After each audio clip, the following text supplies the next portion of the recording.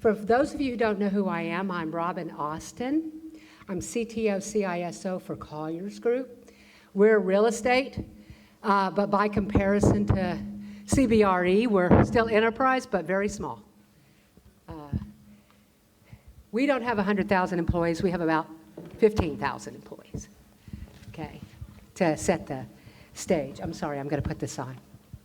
And I apologize for the lateness. This is our first hybrid event, or I should say Casey's. I say ours, but because I don't know how to say, I know how to say we, I don't know how to say me. I think that's a servant leader kind of attitude. But I want to tell you that I really appreciate you taking the time to be here in person. I think it means a great deal to everyone. How many of you are like ready to get, back to normal? Awesome. All right.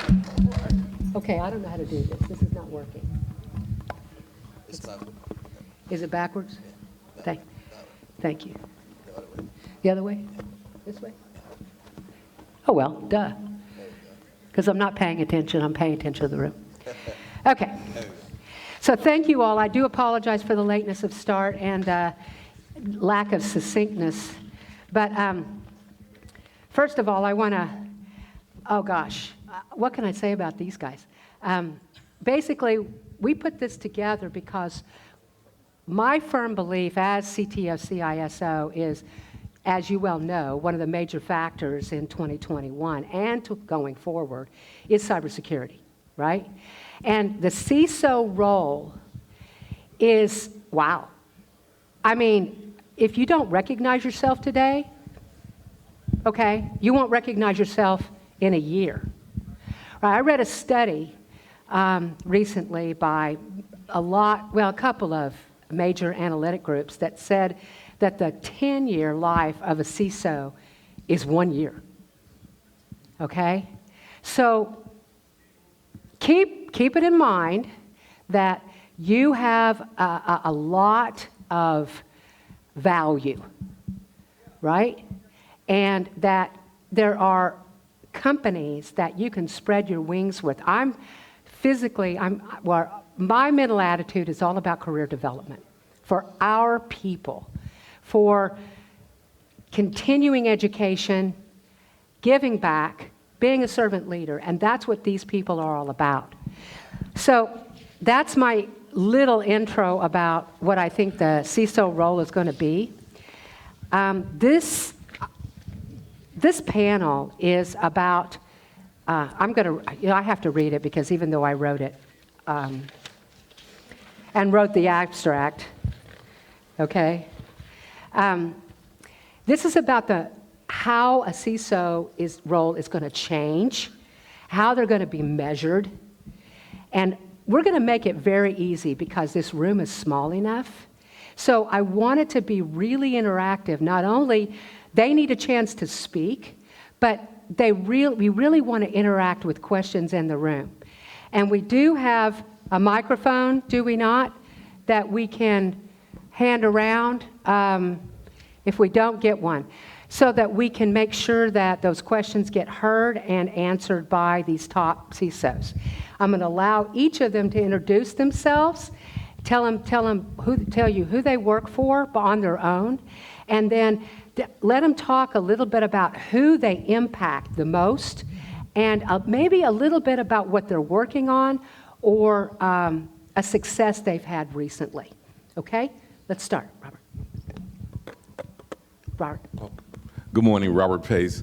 I'm the Vice President CISO at Invitation Homes, single-family home leasing in the DFW, and actually go from Seattle through California, Arizona. This sounds like a sales pitch, but yes, it goes through Texas, Georgia, Florida, and Carolinas, a little bit in Illinois and Minneapolis. I will say that for me, I see a tremendous challenge that all of you guys know that we have to speak multiple languages, and then also look on the frontier and see what's emerging and it's going to threaten us.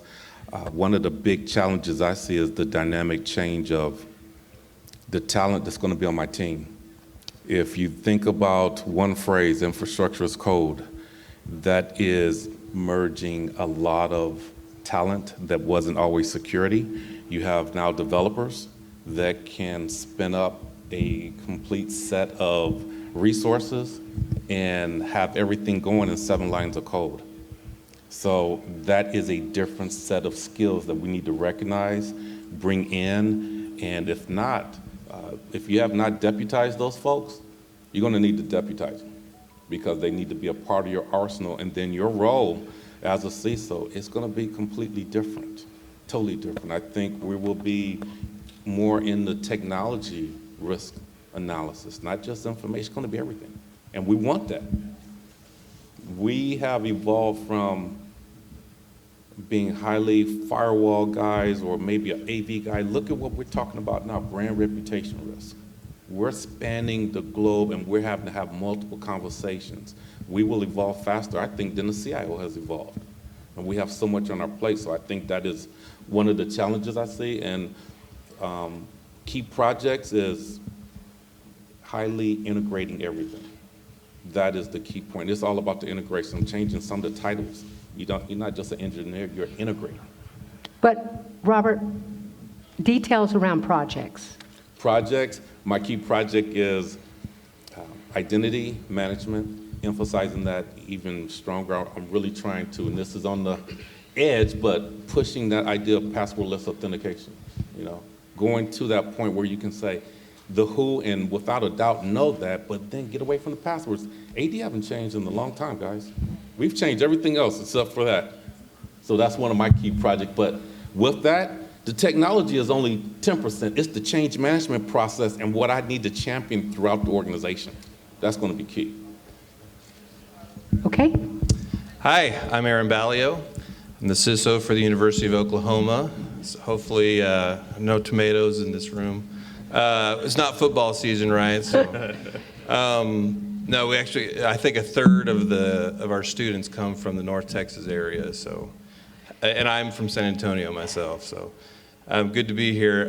Just past my 1-year mark as a CISO, so I'm beating the trend. Yeah, I mean, I have to agree with what Robert has said, and you know, a lot of things that we're looking at as a university, and I think other universities are seeing this as well, is just trying to modernize security and kind of make that a regular word in academic administration meetings.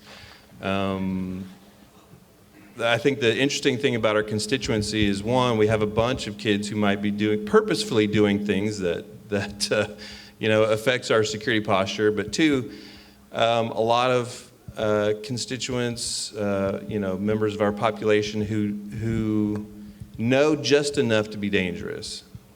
And so we try to spend a lot of effort on training, education, awareness, outreach, partnerships with colleges and deans to try to promote and kind of be a more friendly face of security.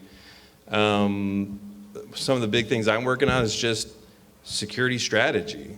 You know, the university has never had a documented security strategy and kind of a map forward on what we're going to do over the next couple of years. So that's kind of one of my big challenges, the thing I'm putting together and how we're going to measure our progress. So for us, you know, I think we're trying to keep up with enterprises because we're the size of an enterprise, but I think there's a lot of building blocks that have passed us by that we're trying to lay the foundation for now. So you're going back a little bit in order to progress forward? I think so. I mean, you know, we see all the marketing things with zero trust, and that's a principle I believe in, but we're catching up in certain areas. Identity and access management, you know, making the MFA everywhere, single sign-on everywhere. I think these are things that enterprises have kind of grasped and held on to for a while that we're kind of catching up on. Okay. I'm Sailaja Kotra-Turner. I'm from Brown-Forman, which... Eat the microphone. All right. Can you hear me now? All right. Sailaja Kotra-Turner, work for Brown-Forman, which you might better know as the makers of Jack Daniels and Old Forester. That always gets instant recognition. I knew you'd get a clap. I've learned to introduce that because that always gets a better reaction than Brown Foreman. So, So I haven't yet beat the trend because I've only been there for about 9 months.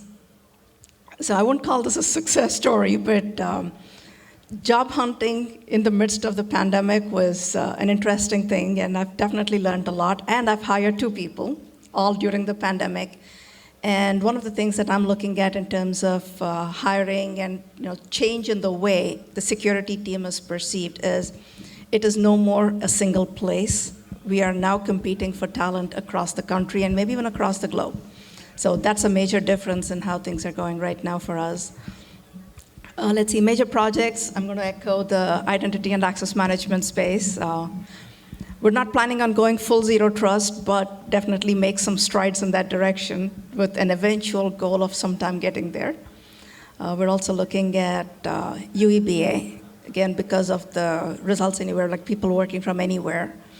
That becomes a lot more important to kind of keep track of people and behaviors. Mustafa?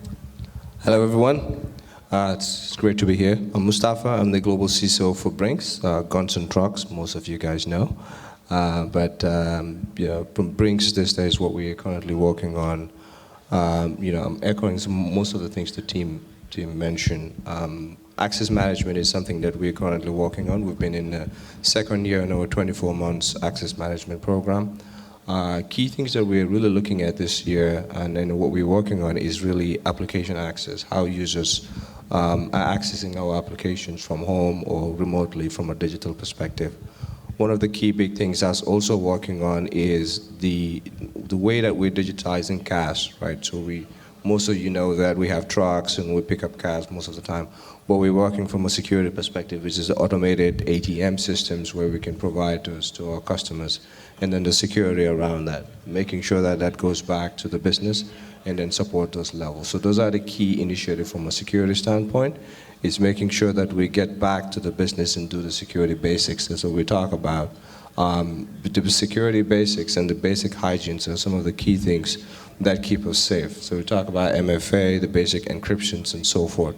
For Brinks, we're very diverse. We're about 80,000 users across the board, 40 countries. To do that is really something that we're making sure that we emphasize and enforce across the board. Okay. So how has your role changed, or how do you predict your role's going to change within the next 12 months with your key stakeholders? I'll start. I think my role has changed a lot because today most of the things that I was doing, and we talk about worrying about firewalls, looking at endpoints, that's not something that I do. Operational security, it's important, but it's not something that I'm looking at on a day-to-day basis. It's more about the strategy and then the enterprise risk management. So we call it more of a risk management as a service, right? What are we looking at from an organizational level?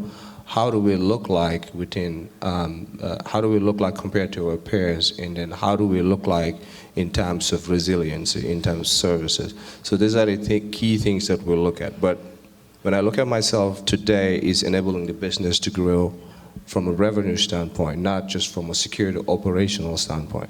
When I talk to the board or when I talk to the leadership, it's about how do we move the business to the next level using security to enable the business. So talking about access is how are our customers logging into our infrastructure securely? And that's what the customers are asking as well. Where are you putting our data? The access that we users that are logging your infrastructure, most likely using SSO, or they're using the credentials that they use in a bank or somewhere else. So how is that been actually secured? So those are the key things that we look at that is going to change the way that we drive the security and then the security leadership, especially at the business level. So it's more of a business leader more than an operational leader just supporting that. For me, I see the CISO role changing a lot more in terms of technical versus risk management. Eat the microphone. I'll get this eventually. The CISO role is changing more like, where it was at one point a CISO was considered a technical expert. We still have some technical background, but we're being asked to talk more about risk management, talk to business leaders, and speak their language. And it is very difficult for any one person to handle both ends of the spectrum. So I see the CISO role changing, kind of like similar to the transformation the CIO role went through maybe a few years ago. I've already worked so far for 3 CIOs that did not have an IT background. 10 years ago, that was unheard of.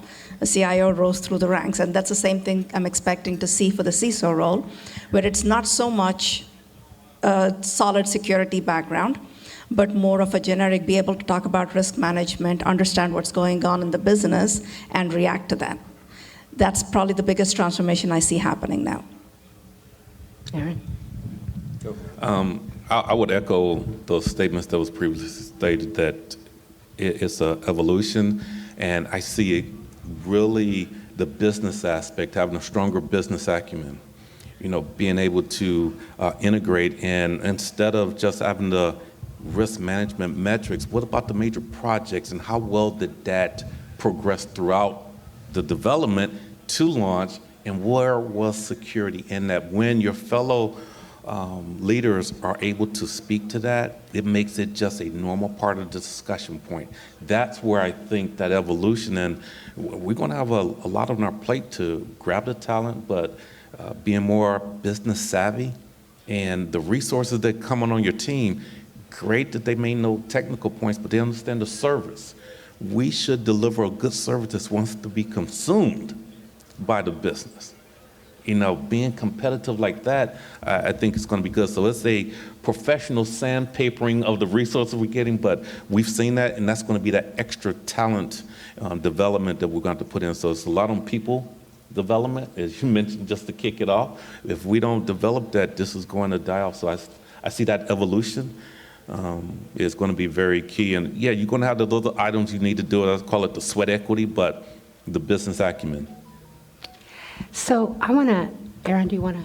No, Okay. Dave said it very, very well. I can't add anything else. Okay. So we're hearing a lot about removing the higher educational requirement for hiring. What are your thoughts on that? And I do apologize, my phone's going off. What are your thoughts on that? And are you thinking that in the next 12 months that is really going to happen? And do you see value in it? So I'll speak from a higher education standpoint. I don't want to lose business, right? No, I'll admit half of my team I don't think have degrees, and that hasn't stopped us. Honestly, I think we're fighting against a traditional, or maybe a system of tradition in higher ed, not higher ed, in HR, human resources, and that's a difficult trend to get away from, because those are easy things to help filter candidates, having a degree. And so in a large organization that has a lot of those kind of layers and a big human resources department, I think that's going to be a difficult trend to buck. But we've successfully hired many people without degrees. They do very well in a higher ed environment. I think, and a lot of us will agree, that it's not even the experience that they've had. It's what kind of critical thinking skills, or do they want to be involved in policy development, security operations? Do they have kind of that analytical kind of Inspector Gadget kind of mindset? Those are the kinds of things we're looking for. I don't think a degree or certificates or certifications necessarily make you the best candidate. Unfortunately, that's what I think human resources uses to filter, candidates from one pile to another pile. But I don't think that that's going to be a trend in the future. Anybody else? Yeah, so one thing that I've tried with some success is, I think of security almost like a layer on top of infrastructure, network, even application development. And I've actually had the best luck hiring from those teams within the company. The way I see it is, there's three components, right? There's the technical competency, there's the security competency, and then there's learning the company itself. If I hire from within the company, from the infrastructure team, for example, or an application development team, I don't have to teach them about the company culture, and the company infrastructure. So I just have to train them on security. And that actually increases my pool of security resources, provides a pipeline for people in the company, makes me look like a good guy, that always helps. And you actually get some pretty competent people because we already know what to expect. And a lot of times these people, it actually bypasses the HR stuff that Robert was talking about, because I'm not fighting HR about degree requirements and, okay, this person doesn't have a degree, but he or she is fully capable of executing to the same level. I don't have to have that battle with each candidate. Anybody else? I mean, I can talk specifically in terms of, I don't, today when I hire, I don't look for a degree within the security program. Is it important? Is it something that's necessary?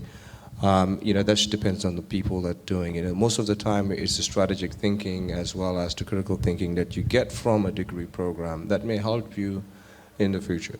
But specifically from a security standpoint, I think on-the-job training as well as potential certifications where you need to understand what type of technology or protocols you're dealing with are important. And I think if you have the mindset, you can always get there. So is degree necessary? No, to my knowledge. Is it important for you to have as a person? I think a personal goal would work. Okay. So let's talk a little bit about budget, right? That's probably one of our toughest, right? So now that we're on the global competition market, right? So have you been reaching out, several things in this question, but have you been reaching out more globally in order to compete for talent that you can afford? Have your key stakeholders stepped up in order to be able to compete for talent? I'll start off. I think in this environment where we had to work from our homes, opened the eyes up from everyone that you didn't always have to be in the same office, and it's being able to manage with the tools that you have. It has opened the door up for us to find out that talent that may not be local for us, and it's been very refreshing for us to have that aspect of reaching the talent where, because it's competitive. And some folks, it may not be the point where you go 5 days in the office. It may be a 3-2. It may be a 4-1. Whatever the case, it's what are you bringing to the table? And I think that's been the discussion. Not only in my realm have we been able to see that, but it's other parts of the business. So I think we're having a better unified discussion on, yes, we all need to get talent because it's our brand that we're really trying to represent. We want to go after the talent wherever they're at. It's difficult, I think, for us. Higher ed, and maybe some other people here can attest to this. We typically are behind the industry norms as far as pay and compensation. Now, I think there's an intrinsic value working in a higher ed environment. And that is? Well, just serving, the students, delivering that education opportunity. I'm an adjunct professor as well. I teach the first pure cybersecurity course at the university. I try to get involved with student organizations and those kinds of things to give back. And I try to get my staff out there to do guest lectures and those kinds of things. So we have a whole lot more opportunities, I think, in that respect to get involved. But from a pay perspective, we're about 10% behind, I think, industry trends. Now, is that Oklahoma or is that industry? That's the industry. Would you agree? Yeah. Thank you, George. So, we find other ways of compensation. I think the flexibility from being able to work from home when needed. We have some great tuition benefits for dependents. So there's some other things that we offer that to try to help in that way. What we've seen over the last year, though, is maybe we don't need to be in the office every day. Now, in higher ed, especially for our university, I think the key experience for the student is in person. But does that mean that every staff member has to be in person? And so those are kind of the lessons that we're trying to work through as we think about, full return to campus and how does that affect kind of the work-life balance of an employee at the university? My company is based out of Louisville, Kentucky, and I was hired to be remote full-time. And as of this time, 3 of the people that work for me, 2 of them that I hired recently, all 3 of them are also remote. So we're definitely moving more and more towards that you don't have to be in the office full-time. At a company level, we are looking at options of what it will look like post-pandemic. Will everybody be asked to come back to work? I'd rather doubt that's going to happen that way just because of, again, all the remote hires that have happened. So we're trying to find that hybrid model that works for us. So one of the discussions we've been having at an overall IT level, but more specifically at the IT security level, is now I'm competing for people that can be hired out of Louisville, out of Dallas, out of wherever, and be paid, to put it simply, California salaries. So how do we compete with that? So that's the major discussion we're having with HR right now, and within the team is how do we, show some of the non-tangible benefits that living in a smaller city or a town can bring while competing with the salary that could be offered by an East Coast or a West Coast company. It's great because maybe I can compete with Scott, right, in terms of how he, what you can pay. But some of the things that we're looking at Brinks is we've hired almost half of our team this year remote, so everyone can work from remote. What we've seen is that the price doesn't change regardless if you're hiring out of New York, California, or Dallas. The cost of staffing is expensive. We've evaluated hiring outside of the U.S. as well, but due to laws and different types of regulations also, you have to account for those. Even if you fire someone, you have to pay them for the rest of the year. So looking at different options is one of those things that we are doing. However, the continuous remote work is something that's going to continue to help, meet that talent. A couple of things that we are looking at is to really bring in the, what we call our A players, and then bring in some students as well from, internship program where you can build a gap, train, and then also increase that momentum where the new members, combining training plus staffing from, internship program can bring in a staff to a level where they can stay with the company within a year or 2. I think that will allow us to actually build talent as well, which we have the talent shortage for how we can hire. Another thing is, what are the things that you can add sweetness to the deal to keep people around? If you can't give them big money, what can you do in terms of training and other incentives that a company can provide? I think that will really help keep some of the staffs as well. Okay, so we only have 5 minutes left before questions. Okay, we still have plenty of time. But I'd like to ask if you had a few words of advice, okay? I know that's probably the most difficult question, but a few words of advice in order to continue on your career, right, to a more leadership role. What would those be? I'll start with 2. Know your business and know the business language. Okay. I can ditto that, and I would say process. Understanding the process, that's been one of the best elements to, I've been fortunate to have a Six Sigma background and being able to outline a process. It made it easier to visualize what's going on, where do we need to be very concerned, where do we not need to be concerned.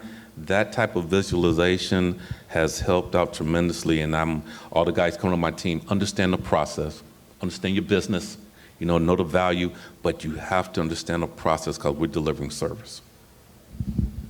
Yeah, I'll echo those sentiments. Regardless of vertical, right, you have to be able to talk the language of the business. The only thing I would add is a good mentor, I think, will help a lot. I've had some really good individuals, role models, or people who just, we could sit down and talk for 15 or 30 minutes and just talk and kind of go through their career and those kind of things. So it may not work if you walk up to someone and say, hey, can you be my mentor? I don't know. I mean, let me step in there a minute because, frankly, that's exactly what you should do. I mean, we believe in process, right? So have a process. Go do your research. Find some people that you feel can help you along your path or that you might be able to have a cooperation or a collaboration relationship with, and ask.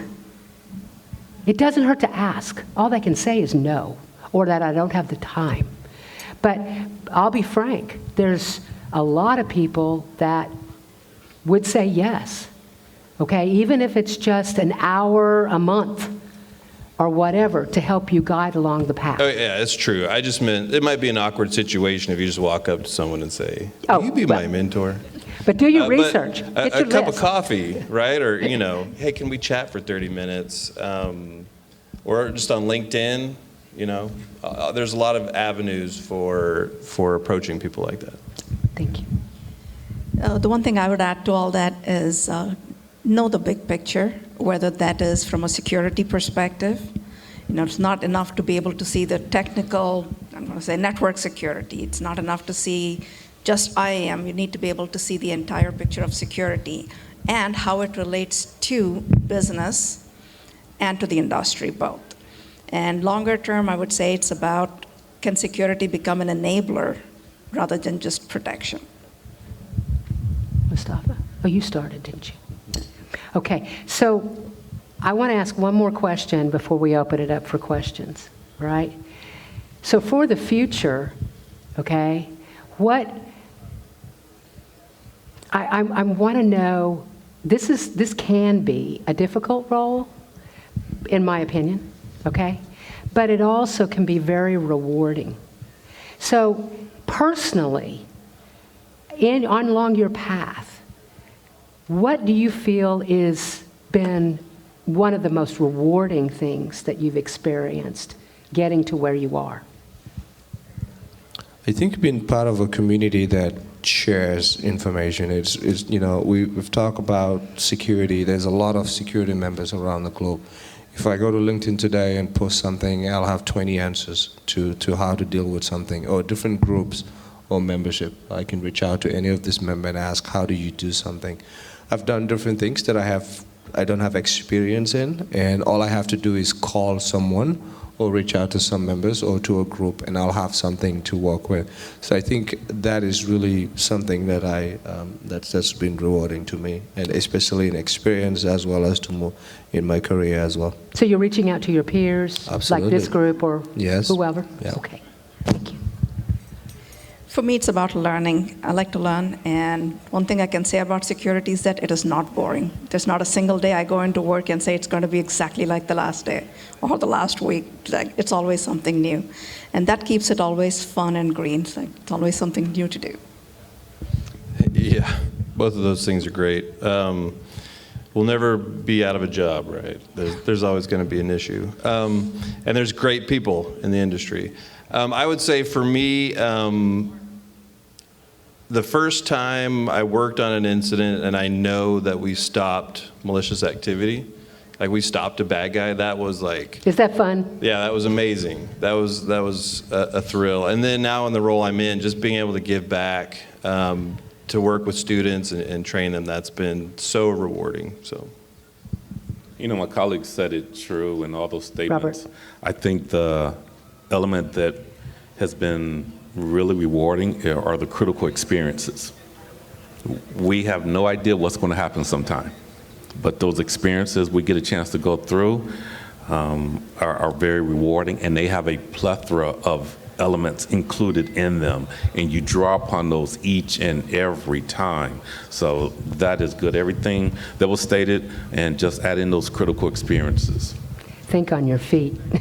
Always. Scamper. Always. Think quickly. Move fast. Okay, so I want this to be interactive. We waited till the end. Please, let's open it up for questions. Yes. And please stand up, speak loudly, because we are missing a microphone. I'm Ms. Jefferson, so sorry to discuss this. So for many years, the concept is that we can outsource everything, but not the security. We have to have the security internally users. During the last couple of years, there's been already security as a services, and it's increasing. Do you see that as a trend? And what areas do you guys believe security can be outsourced or be as a services, and what teams or members needs to stay inside resource? So I can answer that. So I think it's not a one-size-fits-all. Some areas of security can be outsourced easier than others, like SOC 24/7 monitoring is a lot easier outsourced than it is to have in-house.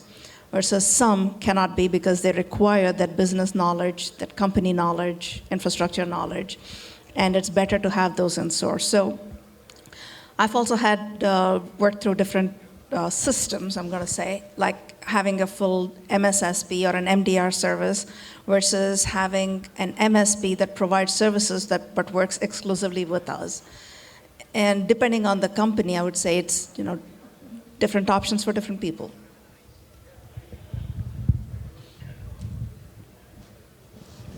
Anybody else? Yeah, I mean, I'll go. I think, like she said, it's a matter of the business as well. You need to look at your risk profile into how you outsource this different security services. You can outsource, I think there's a lot of things that you can do. You can even outsource IR or even security as a service as an engineer. That depends on how fast you want to respond to things and how fast your organization is responding. I like to say an example of the firefighters, right? If we outsource all the firefighters, when there's a fire, you have to call each and everybody to come to the station and then go put up a fire. So it just depends on what you want to do. If you outsource the security guys, and then you have to call each of the vendors or an SLA, what if they break that SLA? So it's a matter of your risk profile. Some are easier, so for example, like monitoring, and also you need to look at the cost of operating, right?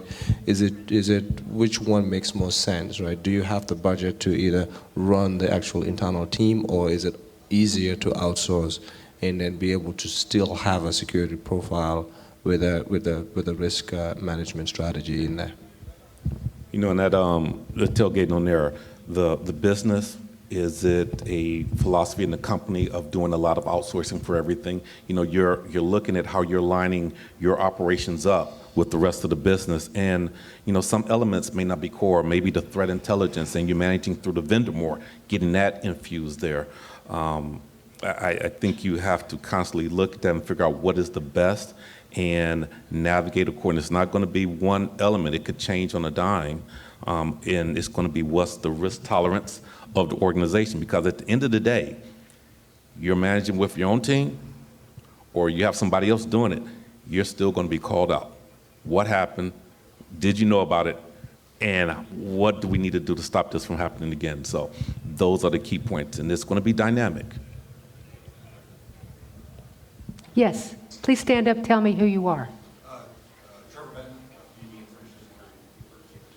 And yell. I'm sorry? Yell. Be loud. Okay, all right, well, I usually don't have a problem. I would love to know from you guys what strategy you guys are using to hold third-party partners, vendors, people that store data accountable to security. Personally, I find that a difficult part of my job in today's day and age, where I don't have direct control other than maybe some contractual agreements. So you're saying you have responsibility but no control? Well, no direct control over a partner who's storing data. I see. Okay. Third-party risk, guys. Well, if we had the golden gun, we'd be millionaires, right? That's a James Bond reference. Young folks out there didn't know that. I mean, I feel you. That seems to be on everyone's radar right now is supply chain and third-party risk and those kind of things. Our approach right now is, we're still evangelizing our data classification policy and how to handle certain data types. Making sure that we have documented, all the third parties we work with, and then trying to map data flows. So we're kind of going back to the basics, right, in documentation and policy and those kind of things, and then looking for technical reinforcement for that policy. But that's what you're going to see in the textbook. I think it works to an extent.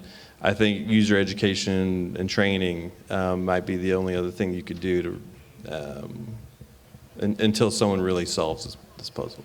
Yeah, the problem is that we do training, and then we got to do another training, and then we got to do another training.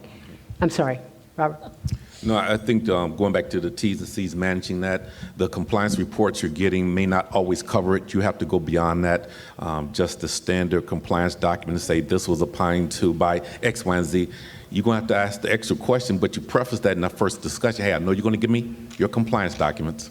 I am going to go beyond, and we will meet, get that infused into that contract. Let's meet on a quarter or on an annual basis so we can understand, has there been any changes in the management structure? You're going through those other points that may not always be obvious just in a compliance standard report. So there's nothing to help us along that way, so it's a lot of sweat equity that we have to do individually as leaders. And back to critical thinking as well. Yes.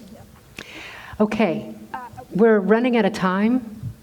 Okay, make it quick. One quick question. Simon Cheng, FPT Software. Thank you. You mentioned about speak the language of business language, and as we come out of the COVID-19 and the pace of digital transformation, I think it's really accelerated. And how, as a member of the executive team, can you collaborate with the CIO, the CTO, the CDO to really moving forward a coherent strategy going forward? Excellent question. Excellent question. Please make it short.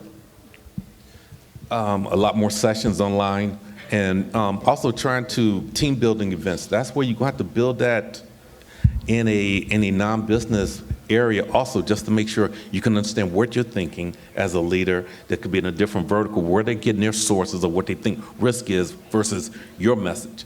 It's always calibrating that, and it's going to take more work online and in person, and gatherings hopefully we'll have in the future. Communication. Always.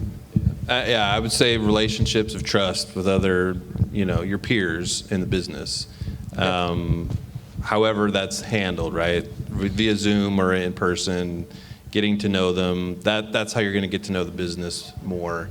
I would say that as a leader, one of your primary objectives is to build those relationships.